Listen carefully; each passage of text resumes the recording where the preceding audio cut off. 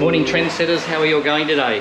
The 11th of the 11th today, and you might be remembering I'm getting over a bit of shoulder surgery now and a few other complications in my life. Still not quite riding full time, but I'm working on it. So I thought I might just do a bit of a review today on something. I said I had a few things coming in the pipe, and I just haven't been able to ride bikes, and obviously I haven't been able to do any videos for a while. But I'm going to share one other thing with you. What do you do when you have a near-death experience and you want to memorialise? Is that even a word? Memorialise it. You can do this.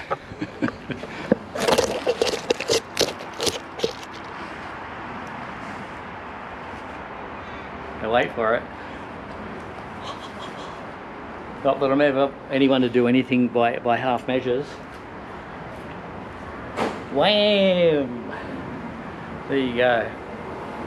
So I've set myself up with a Norse god themed tattoo. Odin here, his ravens, fucking aircraft.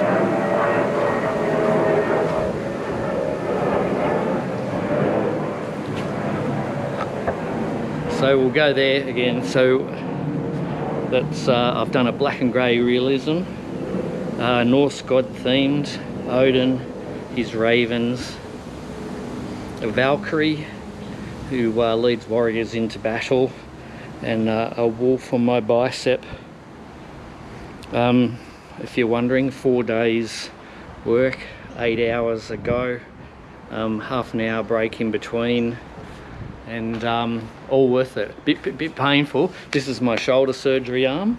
I started it 5 weeks after surgery, and I got to say I was in a lot of pain. No points for brains, and hope that's legible.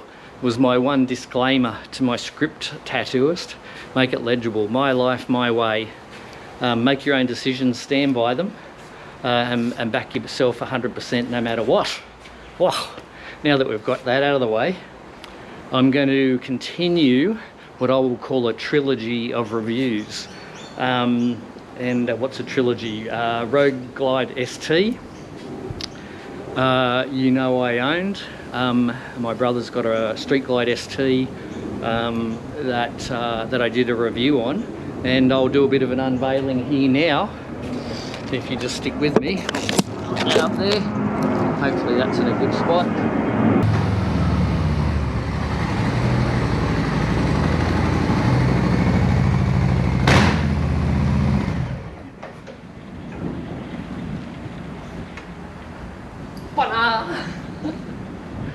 Lowrider ST, guys. I've been sweating on this little baby.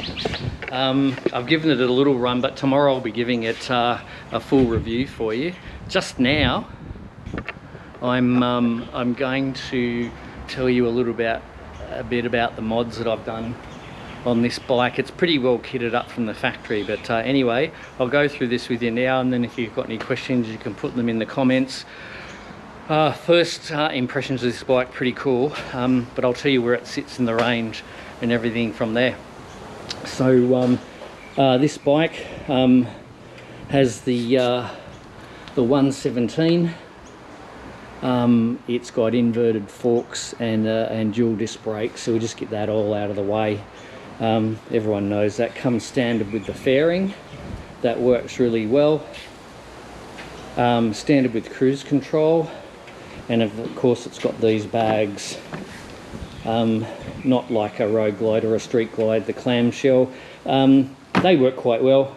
Feel a little bit more flimsy. I wouldn't say that in a particularly bad way. Clearly much smaller. So we have a look up the front here, what I've done. I'll just sit on it and have a look. So I've fitted some 14-inch T-bars here, or 13 actually. Dominator from the US, 1.25 inch, beautiful bar, beautiful finish, perfect height for me. I've put a relocation mount for the Speedo there. I will be lifting it up a little bit higher. I think it needs to come up about there somewhere. Oops. I've put the Harley Empire mirrors on there. Oh, by the way, this bike is standard with cruise, so it's got cruise. I've put heated grips on it, and down the bottom here I've changed from mid controls to forward controls, and it still handles really well. Look, if you want to go ballistic, but I can tell you the other day when I had it out for a quick run, I was pretty impressed with the forward controls. I've done a Moons MC integrated tail light there. That's integrated. I'll just show you that.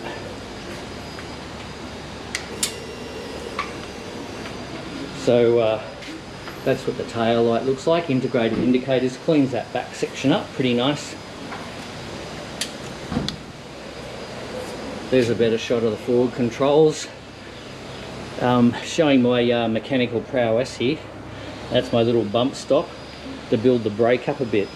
My only observation or criticism with those Harley forward controls is it's a bit of a stretch to get to the brake lever, and they can be adjusted a bit, but I've just put that bump stop there on. It works perfect for me with the handlebars and everything. I'm in the perfect riding position.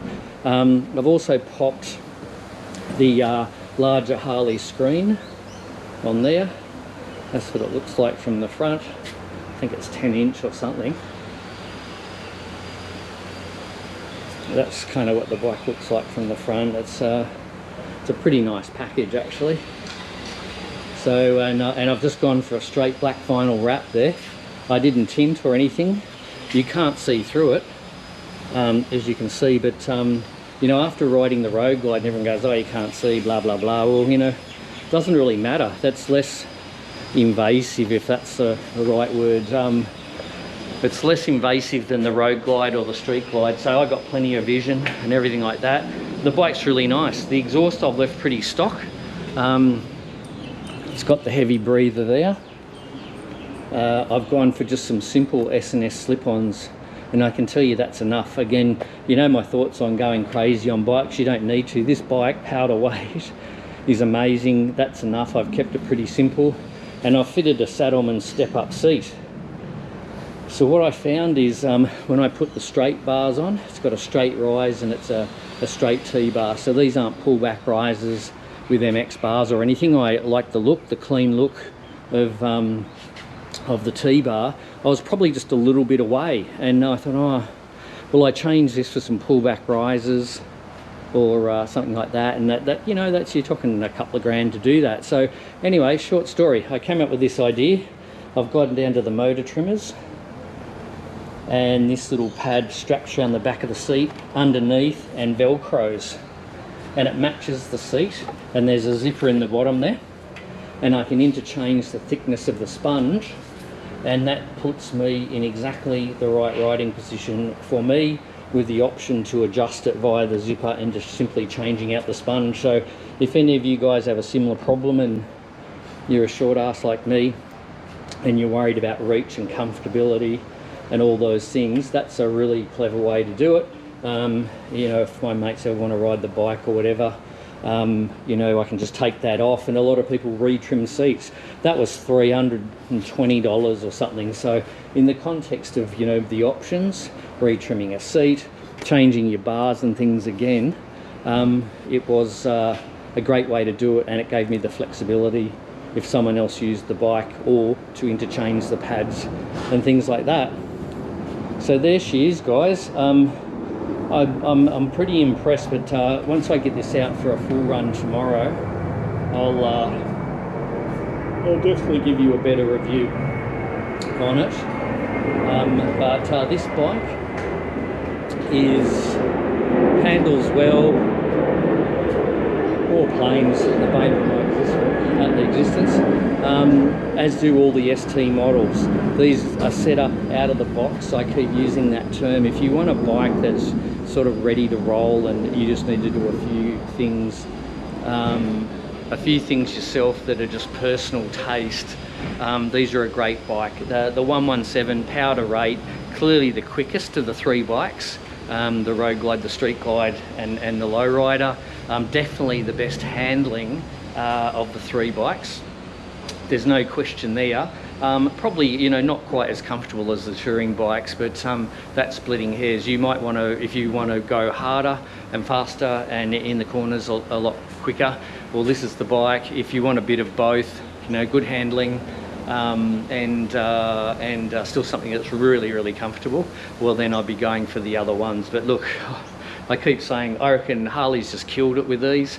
I've actually bought this bike. So the Road Glide ST, the 22 model, was mine. The Street Glide ST 22 model, that was my brother's. This one, obviously a 22 model. This is mine to keep, and I will hang on to this for a while. My first impressions is I love it, and you know, I've got my Road Glide anyway. And the way I've got it set up now, and I've been wanting to do a club style bike for a while, it's just absolutely magnificent. So they're my first thoughts on that. I'll be taking it out in the over the weekend. Today's Friday. I'm not supposed to, sorry to my surgeon, Sushil. He saved my life, but I'm going against doctor's orders. Don't ride the bike. Sushil, I'm riding the bike. Sorry, mate. You'll watch this and you'll ring me and I'll be in trouble. But I can't help it. My wife's kicking me out of the house. I'm driving everyone mental. I'm driving me mental. Can't even stand my own company when I'm cooped up for that long, and it's been like 3 months now. The shoulder isn't 100%, but I think it's good enough to ride. And I want to get into making my videos and stuff like that again. So wait for the full review. This is like mods and first impressions of the bike. Super good, and thanks for watching the channel. I realised today I'm at 99 subscribers, so if anyone can get the slowest growing YouTube channel up to 100, I'd be really happy with that, because I deserve it. I've got a second chance. Second chance is, you know, as I always say, life's not a dress rehearsal, so get amongst it anyway, whatever you're doing, and get out there and just enjoy, and don't sweat the small stuff, guys.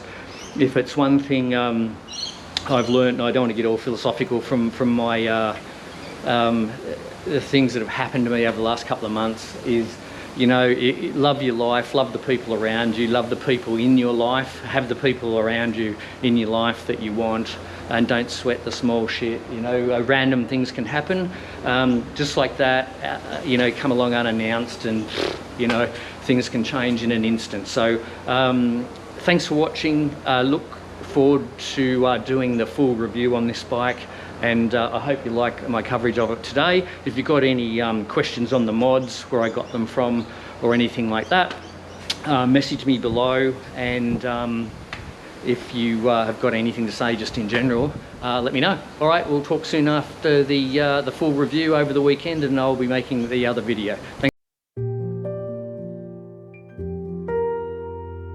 Thanks for now.